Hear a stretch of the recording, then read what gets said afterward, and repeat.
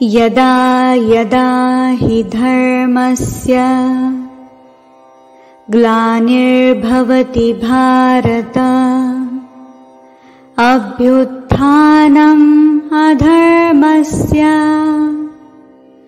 तदात्मानं सृजाम्यहम् परित्राणाय साधूनां विनाशाय च दुष्कृता धर्म संस्थापनार्थाय संभवामि युगे युगे।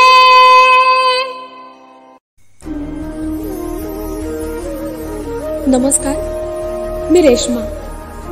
ईश्वराने मानवाला सर्व शक्तिमान सजीव बनवलं, ज्ञानप्राप्तीची क्षमता दिली, भक्तिपूर्ण हृदय प्रदान केलं आणि कर्म करण्याची इच्छाशक्ती दिली। ह्या सगळ्यांच्या जोरावर त्याने प्रापंचिक, सामाजिक आणि वैश्विक कार्य करावं ही अपेक्षा। तो ते करतो देखील, पण जगात जेव्हा जेव्हा धर्म कोसळू लागतो,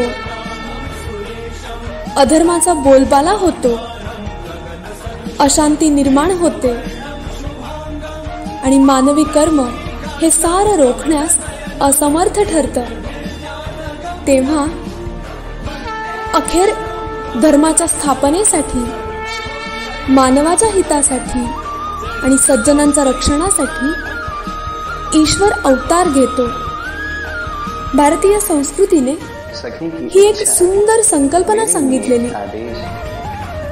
वेद, पुराणे आणि उपनिषदांमध्ये त्याबद्दलचा शास्त्रीय सिद्धांत आढळतो।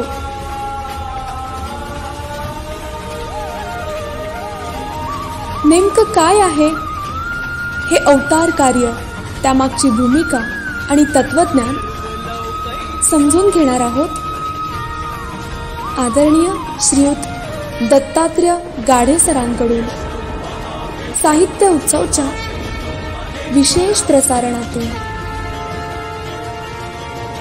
अवतार पूजन।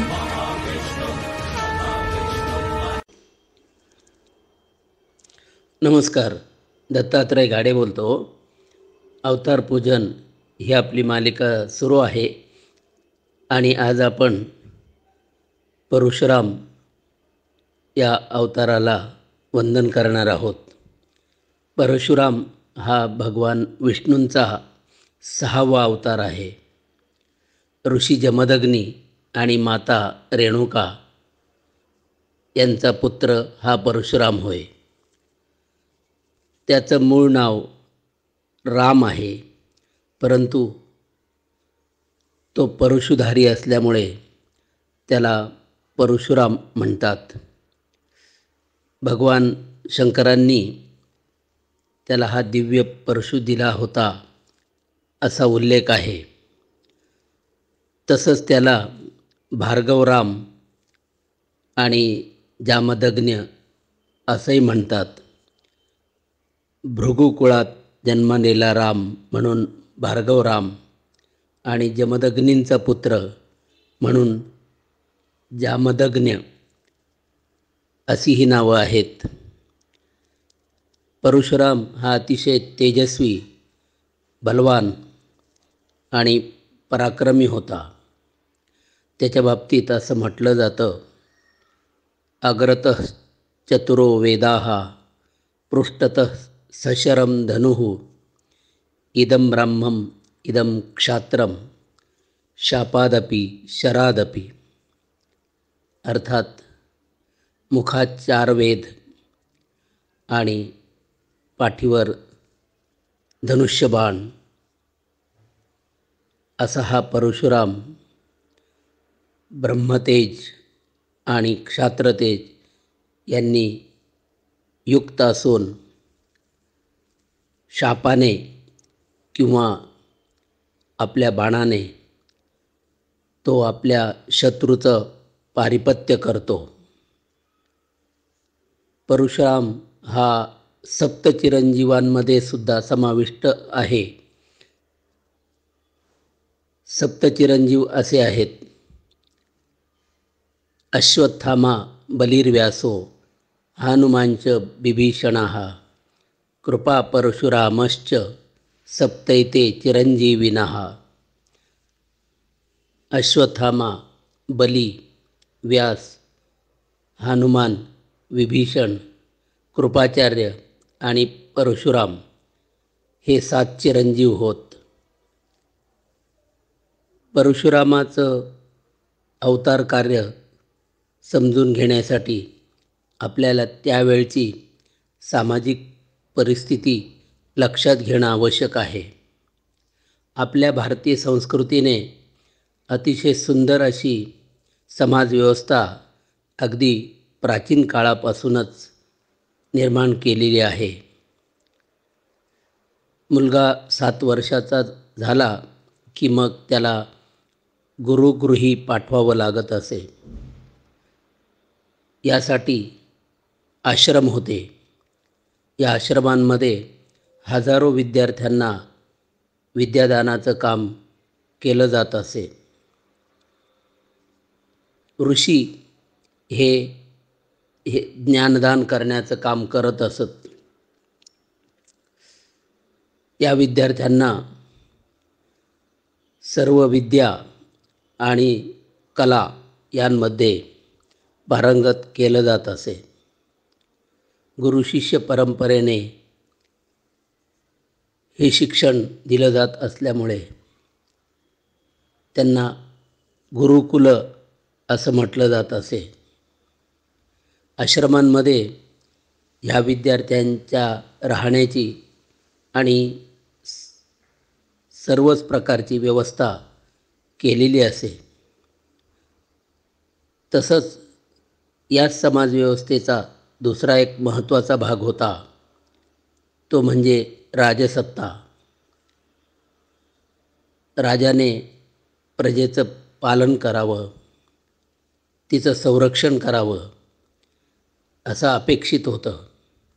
राजे लोक देखील याप्रमाणेच आपलं नैतिक कर्तव्य म्हणून हे काम करत असत. परंतु कधीकधी असा काळ येतो की ही समाजव्यवस्था विस्कळीत होऊ लागते. परशुरामाच्या काळातही ही समाजव्यवस्था अशाच पद्धतीने विस्कळीत होऊ लागलेली होती. क्षत्रिय राजांना फार पूर्वीपासूनच ऋषीमुनी मार्गदर्शन करत आलेले होते. राजांना आपल्या न्यायदानात काही अडचणी आल्या किंवा आपल्या राजदरबारात काही प्रश्न निर्माण झाले तर यासाठीचं मार्गदर्शन ऋषींकडून घेतलं जात असे. ऋषी हे निस्पृह आणि निरपेक्ष असल्यामुळे ते निपक्षपातीपणे हा निवाडा करत असत, मार्गदर्शन करत असत आणि त्यामुळे त्यांचा शब्द अंतिम मानला जात असे. राजे लोकही तो शब्द अंतिम मानत. ही व्यवस्था हजारो वर्षांपासून चालत आलेली होती. परंतु परशुरामाच्या काळात जे काही क्षत्रिय राजे होते त्यांना ऋषींचा शब्द अंतिम असणं म्हणजे आपल्या सत्तेवर त्यांचा अंकुश असणं असं वाटू लागलं होतं. या क्षत्रिय राजांना वाटत असे की आम्ही सर्व सत्ताधीश आहोत. आम्हीच दिलेल्या भूमीवर हे आश्रम चालवले जातात आणि मग हळूहळू हे आश्रमच ही समांतर सत्ता केंद्रे झालेली आहेत असे या क्षत्रिय राजांना वाटत असे. या क्षत्रिय राजांचा प्रमुख सहस्रार्जुन हा राजा होता. त्याने ही गोष्ट इतरही अनेक राजांना सांगितली व त्यामुळे या ऋषी सत्तेविरुद्ध, ब्रह्मसत्तेविरुद्ध एक प्रकारे क्षत्रिय राजांमध्ये असंतोष वाढत गेला. या सहस्रार्जुनाने अनेक ऋषींचे आश्रम विस्कळीत केले होते. त्यातील पवित्र असं विद्यादानाचं काम हे त्यामुळे विस्कळीत होऊ लागलं होतं आणि त्यामध्ये व्यत्यय होत असे. त्याने जमदग्नींच्या आश्रमात जाऊन त्यांना सांगितलं की तुम्ही आमच्यावर सत्ता गाजवणारे लोक कोण आहात. परंतु जमदग्नींनी त्याला समजावलं होतं की असं कधीही नव्हतं आणि आजही नाही. तुम्ही लोक असा गैरसमज करून घेऊ नका. परंतु त्याने ऐकलं नाही आणि एक दिवस त्याने आपल्या लोकांकरवी जमदग्नी ऋषींच्या आश्रमातल्या गायींचं अपहरण केलं. गोधन हे आश्रमासाठी फार महत्त्वाचं होतं, कारण आश्रमातील हजारो विद्यार्थ्यांसाठी दुधाची व्यवस्था त्यातून होत असे. एकंदरीतच प्राचीन भारतीय संस्कृतीमध्ये पशुधनाला फार वरचं स्थान होतं आणि ज्यावेळेस हे गोधनच हरण केलं गेलं त्यावेळेस आश्रमाची व्यवस्था अधिकच खालावली. ज्यावेळेस सहस्रार्जुनाने ह्या गायी अपहृत केल्या होत्या त्यावेळेस जमदग्नींचा पुत्र परशुराम हा आश्रमात नव्हता. त्याला आल्यावर जेव्हा हे कळलं तेव्हा तो संतप्त झाला आणि त्याने जाऊन सहस्रार्जुनाचा वध केला. परशुरामाने सहस्रार्जुनाचा वध त्याने केवळ आश्रमातल्या गायी नेल्या म्हणून केलेला नव्हता. त्या काळी उन्मत्त होऊ पाहणारी ही राजसत्ता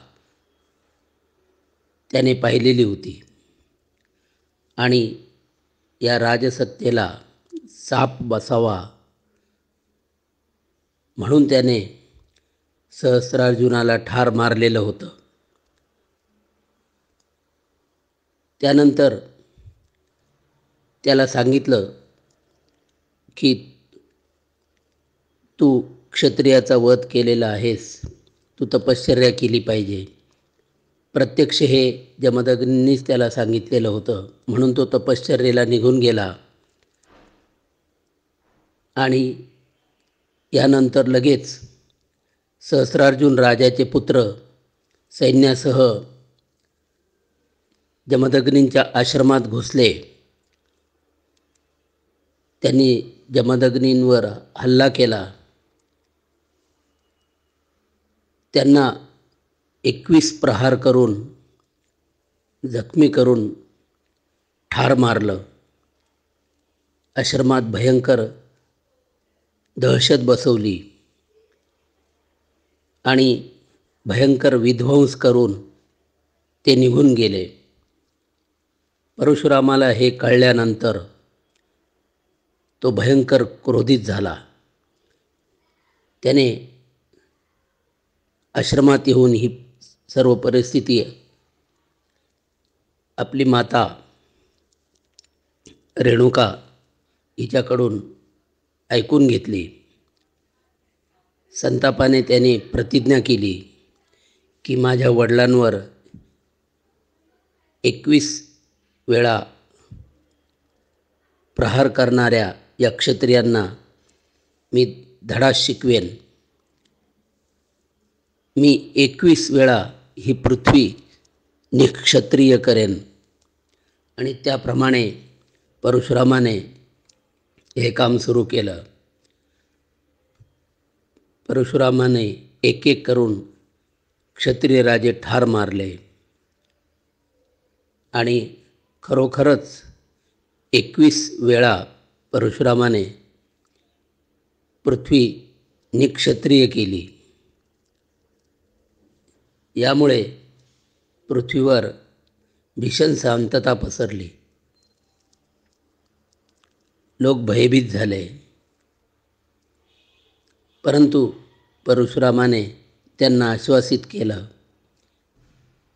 की हे राजे लोक सर्वांनाच आपल्या जुलमाने वागवत होते आणि उन्मत्त झालेले होते.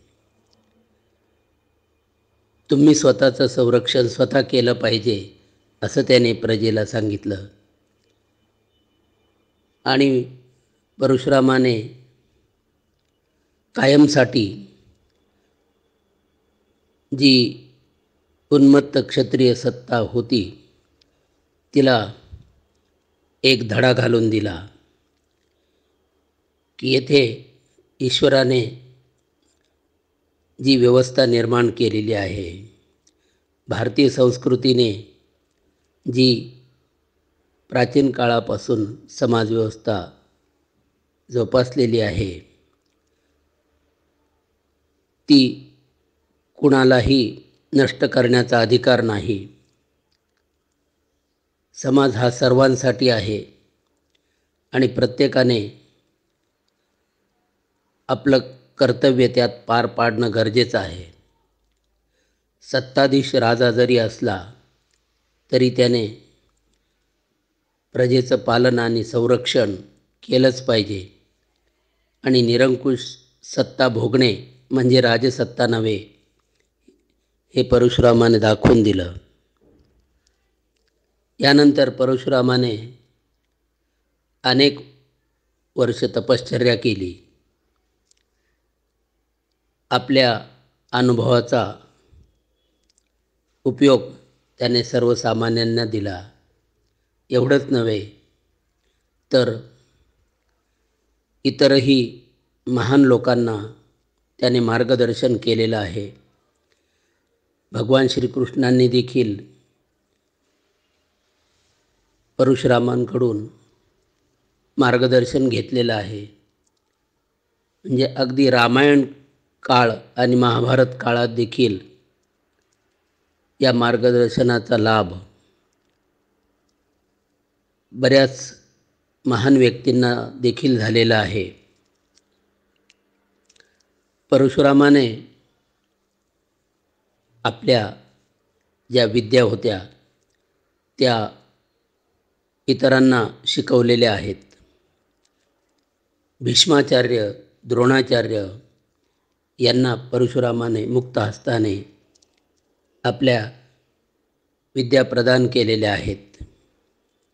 कर्णाने देखील परशुरामाकडून विद्या घेतल्या होत्या, परंतु त्याने असत्य बोलून या विद्या प्राप्त केलेल्या होत्या. त्यामुळे परशुरामाने त्याला शाप दिलेला होता की ऐन युद्धाच्या वेळेस तुला या विद्यांचं स्मरण होणार नाही. आणि महाभारत युद्धात कर्णाचा अंत त्यामुळे झालेला आहे हे आपल्याला माहीत आहे. अशा रीतीने परशुराम आपल्या अनुभवाने वर्षानुवर्ष लोकांना ज्ञानदान, विद्यादान, मार्गदर्शन करत राहिला. आणि परित्राणाय साधूनां विनाशाय च दुष्कृतां धर्मसंस्थापनार्थाय संभवामी युगे युगे हे जे म्हटलेलं आहे त्याप्रमाणेच या परशुराम अवताराने देखील सज्जनांचं रक्षण केलेलं आहे, दुर्जनांचा निपात केलेला आहे आणि धर्मरक्षण केलेलं आहे, समाजव्यवस्थेचं रक्षण केलं आहे. त्या दृष्टीने हा अवतार फार महत्त्वाचा आहे. अवतारांनी वेळोवेळी येऊन या जगाला मार्गदर्शन केलेलं आहे. प्रसंगी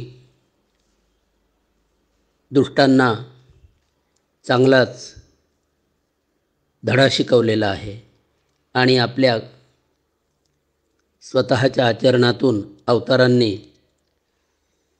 मानवासाठी मार्गदर्शक रस्ता बनवलेला आहे आणि त्यानुसार अनंत काळापर्यंत या समाजाला मार्गदर्शन लाभत आलेलं आहे आणि लाभत राहील. धन्यवाद. दर्जेदार साहित्याचा आणि कलाकृतींचा आस्वाद घेण्यासाठी जॉईन करा साहित्य उत्सव व्हॉट्सॲप किंवा टेलिग्राम ग्रुप. जॉईन करण्यासाठी संपर्क करा 98 81 60 20 25 या क्रमांकावर. संपर्क क्रमांक पुन्हा एकदा 9881 60 2025. साहित्य उत्सव हे यूट्यूब चॅनल आजच सबस्क्राईब करा. साहित्य उत्सवच्या फेसबुक पेजला जरूर भेट द्या, कारण ज्ञान आणि मनोरंजन यांचं अतूट नातं म्हणजे साहित्य उत्सव.